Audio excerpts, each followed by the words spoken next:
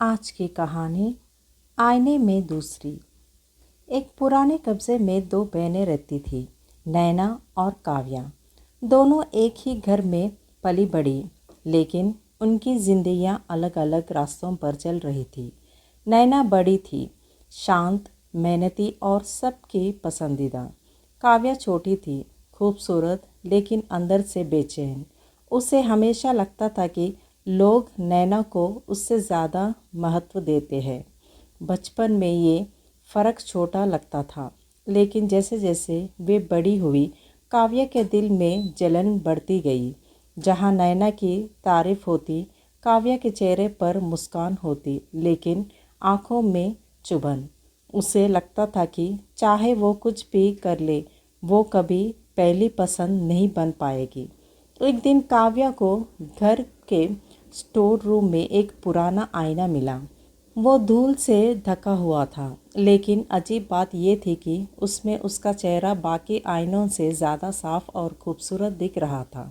उसने जैसे ही उसमें देखा, उसे लगा कि उसका प्रतिबिंब मुस्कुरा रहा है। उससे पहले शुरू में उसने इसे नज़रअंदाज किया, लेकिन धीरे धीरे वो आईना उसका राज बन गया। हर दिन वो उसके सामने खड़ी होती और खुद को निहारती।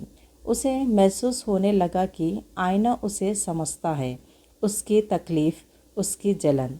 एक रात जब घर में सब सो रहे थे, काव्या फिर उस आईने के सामने खड़ी थी। तभी उसे एक धीमी आवाज़ सुनाई दी, तुम उससे बेहतर हो। काव्या चौंक गई। उसने इधर उधर देखा, लेकिन वहाँ कोई नहीं था। फिर आवाज़ आई, तुम्हें बस उसका स्थान लेना होगा। उस रात के बाद काव्या बदलने लगी।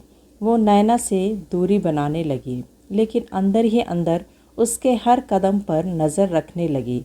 उसे लगने लगा कि अगर नैना नहीं होगी तो सब कुछ उसका हो जाएगा। एक शाम घर में सिर्फ दोनों बहनें थीं। नैना रसोई में थी और काव्या चुपचाप उसके पीछे खड़ी थी। उसके हाथ काँप रहे थे, लेकिन उसकी आंखों में एक अजीब ठंडापन था। अचानक लाइट चली गई। अंधेरे में सिर्फ एक चीख गूंजी और फिर सन्नाटा। जब लाइट वापस आई, नैना ज़मीन पर गिरी हुई थी, बिल्कुल शांत। काव्या उसके पास ही खड़ी थी। उसकी सांसें तेज थी, लेकिन उसके चेहरे पर कोई पछतावा नहीं था। उसने धीरे धीरे आईने की तरफ देखा। इस बार आईने में सिर्फ एक लड़की नहीं थी, वहाँ दो थी, एक काव्या और एक नैना, जो धीरे धीरे मुस्कुरा रही थी। अगले दिन घर में सब सामान्य दिख रहा था। काव्या पहले से ज़्यादा खुश लग रही थी। अब उसकी नज़रें उसी पर थी, लेकिन रात के समय जब वो आईने के सामने खड़ी होती, तो उसका प्रतिबिंब वही नहीं करता जो वो करती। कभी वो पहले मुस्कुराती, कभी उसकी आंखें काली हो जाती और कभी उसके पीछे खड़ी एक परछाई नज़र आती, जो धीरे धीरे उसके करीब आ रही होती। अब काव्या समझ चुकी थी, उसने सिर्फ अपनी बहन की जगह नहीं ली, बल्कि खुद को भी खो दिया है। नैना के गायब होने के बाद घर में एक अजीब सी खामोशी बस गई। सबको बताया गया कि वो कहीं चली गई, लेकिन काव्या के अंदर एक अलग ही दुनिया चल रही थी। दिन में वो सामान्य दिखती थी, हंसती, बात करती, लेकिन रात होते ही उसका डर जाग जाता। अब आईना उसका दोस्त नहीं रहा, वो उसका राज जानता था। पहले जहाँ आईने में उसका चेहरा उसे खूबसूरत दिखता था, अब उसमें कुछ बदल गया। उसकी आंखें थोड़ी देर तक उसी को घूरती रहती, फिर अचानक पलक झपकती, जबकि काव्या ने पलक झपकाई ही नहीं। एक रात जब वो आईने के सामने खड़ी थी, उसे साफ दिख रहा था कि उसके पीछे कोई खड़ा है। वो धीरे धीरे मुड़ी, लेकिन वहाँ कोई नहीं था। जैसे ही उसने फिर आईने की तरफ देखा, इस बार नैना उसके ठीक पीछे खड़ी थी। काव्या की सांसें रुक गई। आईने में नैना मुस्कुरा रही थी, लेकिन उसकी आंखों में गुस्सा था। काव्या पीछे हटना चाहती थी, लेकिन उसके पैर जैसे जम गए थे। तभी आईने के अंदर की नैना ने अपना हाथ उठाया और धीरे धीरे काव्या की तरफ बढ़ाया। अगले ही पल काव्या को अपने खदे पर किसी ठंडी उंगलियां का स्पर्श महसूस हुआ। वो चीख पड़ी। अब उसे समझ आने लगा था, नैना सिर्फ गई नहीं थी, वो यही है और वो वापस आना चाहती थी। अगले कुछ दिनों में काव्या की हालत और ख़राब होने लगी। उसे हर जगह आईने दिखने लगे, खिड़की में, पानी में, यहाँ तक कि चम्मच की चमक में भी, और हर जगह नैना की झलक नज़र आती है। एक रात जब वो सो रही थी, अचानक उसकी आँख खुली। कमरे में अंधेरा था, लेकिन आईने से हल्की रोशनी आ रही थी। वो धीरे धीरे उठी, जैसे किसी ने उसे बुलाया हो। आईने के पास पहुंचते ही उसने देखा, इस बार आईने के अंदर का कमरा अलग था। वहाँ अंधेरा था और नैना अंदर खड़ी थी, लेकिन इस बार वो बाहर आने के लिए नहीं, काव्या को अंदर खींचने के लिए तैयार थी। काव्या आईने के सामने खड़ी थी, लेकिन अब उसे लग रहा था कि वो अपने ही कमरे में नहीं है। आईने के अंदर का अंधेरा जैसे उसे अपने ओर खींच रहा था। नैना वहाँ खड़ी थी, इस बार साफ, ठंडी और पहले से ज़्यादा जिंदा। अब मेरी बारी है, नैना की आवाज़ आई, धीमी लेकिन डरावनी। काव्या पीछे हटना चाहती थी, लेकिन उसके पैर जैसे ज़मीन में घस गए थे। उसने अपनी आंखें बंद कर ली, लेकिन आवाज़ बंद नहीं हुई। तुमने मेरी जगह ली, अब मैं तुम्हारी लूँगी। अचानक आईने की सतह लहराने लगी, जैसे पानी हो।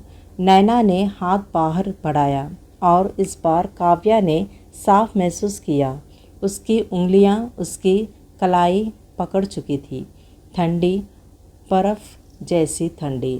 काव्या ने ज़ोर से हाथ छोड़ने की कोशिश की, लेकिन पकड़ मजबूत होती गई।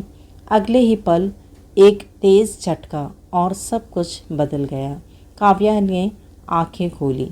वो अब आईने के अंदर थी। चारों तरफ अंधेरा, ठंडी हवा और एक अजीब सन्नाटा। उसने सामने देखा, आईने में बाहर उसका कमरा था, लेकिन वहाँ खड़ी थी वो खुद। नहीं, वो नैना थी, लेकिन अब उसके चेहरे पर काव्या का चेहरा था। काव्या घबरा कर आईने को अंदर से तपतपाने लगी। मुझे बाहर जाने दो। लेकिन बाहर खड़ी काव्या बस मुस्कुरा रही थी। तुमने सोचा था सब आसान होगा, नैना की आवाज़ गूंजी। अब काव्या के ही चेहरे से, यहाँ जो आता है वो हमेशा के लिए रह जाता है। काव्या रोने लगी। उसे अब अपनी गलती समझ आ गई। उसने सिर्फ अपनी बहन से जलन नहीं की थी, उसने उसे ख़त्म कर दिया था और अब वो उसी जगह फंस चुकी थी। धीरे धीरे आईने के अंदर अंधेरा और गहरा होने लगा। काव्या को महसूस हुआ कि वो अकेली नहीं है, वहाँ और भी परछाइयाँ थीं, जैसे और लोग भी कभी इस आईने में फंस चुके थे। वो चिल्लाई, लेकिन उसकी आवाज़ बाहर नहीं जा रही थी। उधर बाहर की दुनिया में नैना अब काव्या बनकर सामान्य ज़िंदगी जी रही थी। कोई फ़र्क नहीं समझ पा रहा था, लेकिन रात के समय जब वो आईने के सामने खड़ी होती तो आईने में एक और चेहरा दिखता, काव्या का, जो अंदर से चिल्ला रहा होता। और हर रात नैना धीरे से मुस्कुरा रही थी। अब बराबरी हो गई। दिन गुजरते गए और घर में सब कुछ सामान्य दिखता रहा।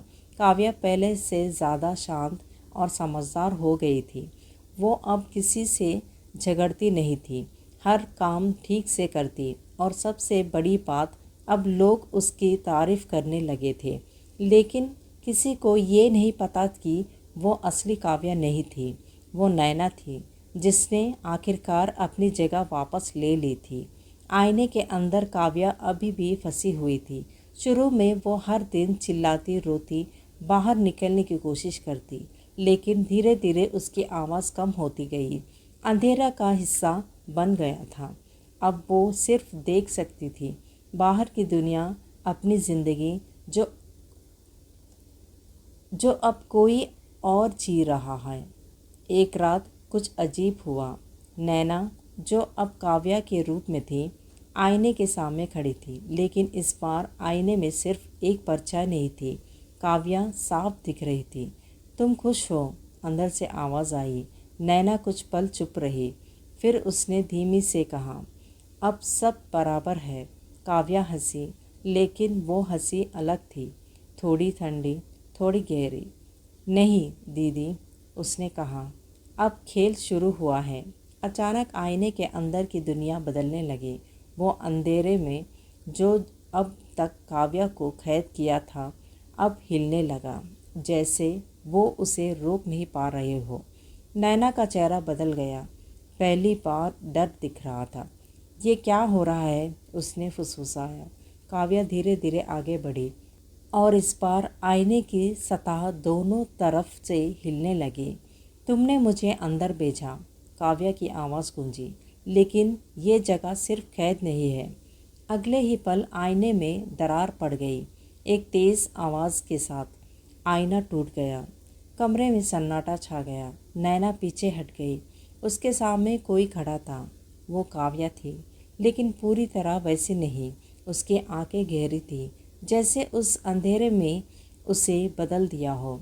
कुछ पल तक दोनों बहनें एक दूसरे को देख रही थी और फिर काव्या मुस्कुराई। अब उसने धीरे से कहा, हम दोनों बाहर हैं। अगली सुबह घर में सब कुछ सामान्य था। दोनों बहनें साथ बैठी थी, हंस रही थी, जैसे कुछ हुआ ही नहीं। लेकिन अगर कोई ध्यान से देखता तो समझ आता, उसमें से कोई भी अब पहले जैसा नहीं थी, क्योंकि आईना सिर्फ चेहरा नहीं दिखाता, वो अंदर का अंधेरा भी बाहर ले आता है। यही इस कहानी का अंत है।